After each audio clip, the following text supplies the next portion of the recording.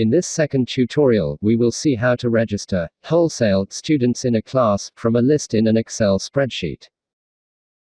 I remind you that it is not an objective to be exhaustive in detail. Here we only want a general image of the functioning of ProVispro. More details must be obtained in the tutorial text. The XLS file with the list of students can be created on the computer and sent to the cell phone or tablet where ProVispro is installed. This can be done in many ways. It can be sent as an email attachment, as a file shared by any other application, or even by connecting your device to your computer via USB cable. As requirements, only the file with the list on your device and the class previously registered. On Android, opening the XLS file with the list of students, one of the available opening options should be ProVispro. If the opening option with ProVispro does not appear and opens the file directly, this is because you have defined a default application for opening Excel files. You need to remove the default opening from that application's settings.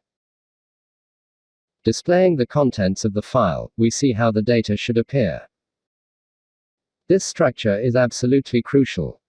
Only 2 columns. In the first column, the student's number. In the second column, the student's name. Right from the first line.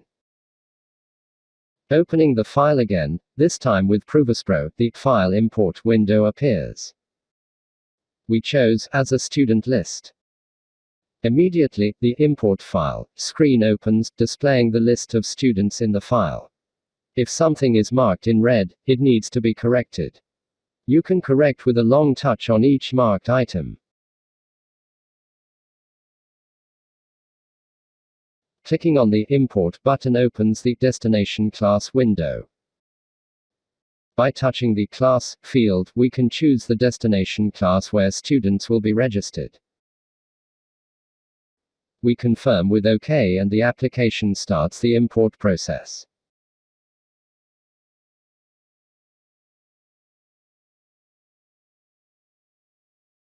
In a few seconds, ProVispro opens the Classes screen with students already registered in the intended class.